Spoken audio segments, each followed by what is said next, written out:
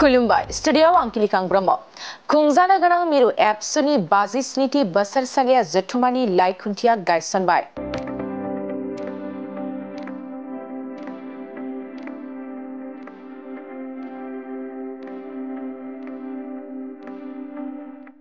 क'क्राझार जिल्लानि सिङाव थानाय दतमानि बड'फा फोथाराव फैगौ मार्च दाननि 13, 14, 15 आरो 16 खालाराव सानब्रैनि हाबाफारिजों खुंजानो गोनां मिरु एबसुनि खुंगा 57थि बोसोरसालिया जथुमानि लाइ खुन्थियाखौ दिनै गायसनबाय।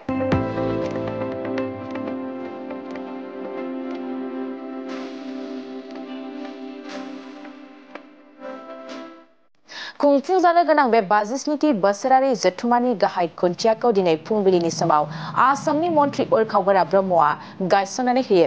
मख'जाथावदि मिरु दुलाराय बर' फरायसा आफादनि 57थि बोसोरारि जथुमाजों लोगोसेनो क'क्राझार जिल्ला दुलाराय बर' फरायसा आफादनि 52थि बोसोरारि जथुमाखौबो खुंफुंगोन। दिनैनि बे गाहाय खुन्थिया गायसननाय हाबाफारियाव मन्त्रि उरखाव ब्रह्मजों लोगोसे EM उकिल मोसाहारि, MLA जिरन बसुमतारी आरो गुबुन गुबुन राजखान्थिनि दैदेनगिरि, दतमा ओनसोलनि सानसुमैगिरिफोर आरो मिरु दुलाराय बर' फरायसा आफादजों लोगोसे क'क्राझार जिल्ला दुलाराय बर' फरायसा आफाद, गुबुन गुबुन दखरा दुलाराय बर' फरायसा आफादनि बिबानगिरिफ्राबो बाहागो लायो।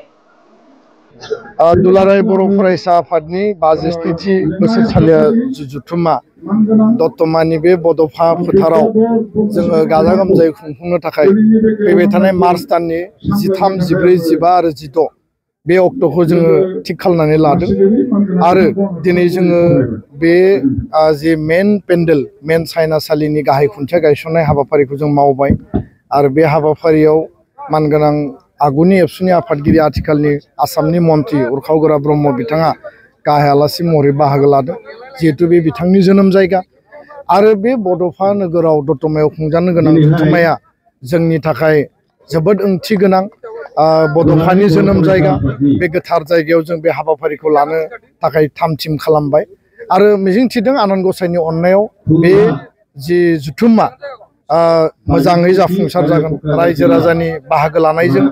आरो फ्राय 6,000नि बारा डेलिगेटफोरखौ जों बेयाव हांख्रायदों। जोंनि जिखिनि स्टेट कमिटि दङ, जोंहा जिल्ला कमिटि दङ, इउनिभार्सिटि आरो कलेज इउनिट कमिटि दङ, आनसलिक आरो इउनिट दङ।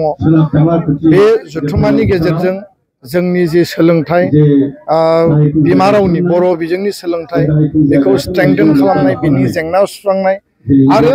नेशनेल एजुकेशन पलिसिनि आधाराव गुन गोनां सोलोंथाइ जोंनि मोननांगौनि बिथिं राइट टु एजुकेशननि आधाराव बर' मिडियामखौ जोङो साबना हामना खालामनाय आरो साबसिन जोङो अबस्थायाव लाबोनाय, बिनि गासै बिथिंखौ जोङो तन्न तन्नयै सावरायगोन। बर' हारि दानायनि बिथिङाव जोंनि राव, जोंनि थुनलाइ, जोंनि हारिमु, जोंनि रांखान्थि, जोंनि समाज बेबस्था आरो लोगोसे बड'फानि आदर्शजों बुहुमनि बर'फोरखौ खौसे खालामनानै गेरेमसा माहारि दानायनि जि मोन्थोर भाइब्रेन्ट बड' कमिउनिटि, जेखौ जोङो मास्टार रेस होननानै बुंदों, बेनि सान्थौ आरो सानस्रिखौ जोंनि जिफोर भलन्टियार दङ, जोंनि जिफोर मावथि दङ,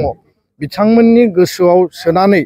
डेलिगेट हलनि गेजेरजों बर' हारि दानायनि गासै बिथिंखौ जोङो मजबुत खालामनायनि थाखाय बे जथुमायाव जोङो थांखि लागोन आरो नैबे जथुमायावनो जोंनि जि गेवलां मेल, बे गेवलां मेलाव जोङो आसामनि गिबि मन्त्रि मानगोनां डक्टर हिमन्त बिश्व शर्मा बिथांखौ जों हांख्रायदों। लोगोसेनो मिरुनि नखर मन्त्रि, केन्द्रीय हम मिनिस्टार अमित शाह बिथांखौ जोङो हांख्रायदों आरो बिथांमोननो अलरेडि जोङो लाइजाम होबाय, बिथांमोनजों सावरायनाय जाबाय आरो नखर मन्त्रिया जोंनि बे जथुमायाव फैनो थाखाय बिथाङा गनायथि होदों। बिटिआरनि चिफ प्रमद बर'जों लोगोसे बर' कसारी काउन्सिलनि चिफ मिहिनीश्वर बसुमतारी आरो बर' हारिनि माहारियारि आफाद, बर' थुनलाइ आफाद, गासै माहारियारि आफादफोरखौ जोङो ज' लिंहरनानै बर' हारिनि इयुन जि मोनसे डेस्टिनेसन टारगेटखौ थिग खालामगोन आरो लोगोसेनो 2020 बे गोजोन गोरोबथानि उनाव जिफोर दफाफोरा जोङो दिनै मोगथाङाव मावफुंबाय आरो जिफोर आद्रा जानानै दङ, NDPनि जेंनायानो होन बा बेयाव इनफ्रास्ट्राक्चार डेभेलपमेन्टनि जिखिनि मेटार दङमोन, माखासे दिनै फाउन्डेसन ले जाबाय, माखासे फाइनान्सियेल एप्रुभेल जाबाय आरो माखासे जाबावनांगौ दङ। दा बेखायनो बे जथुमाया जोंनि थाखाय सिगनिफिकेन्ट 5 बोसोरनि एकर्डनि टाइम फ्रेमाव बड'फानि गोथार जोनोम थावनि बे बड'फा नोगोराव बा बड'फा फोथाराव खुंनाय बे जुथुम्मा आरो जेराव हम मिनिस्टार बिथाङा माने फैगोन जेराव आसामनि गिबि मन्थ्रि बिथाङा फैगोन आरो माखासे रिनन माने देशनि जायफोर माने एकाडेमिशियान जायफोर इन्टेलेक्चुवेल बिथांमोनखौ जोङो हांख्रायगोन आरो मिजिंथिदों जे बयनिबो मददाव बे जुथुम्माया मोजाङैनो जाफुंसारगोन। गोजोन्थों।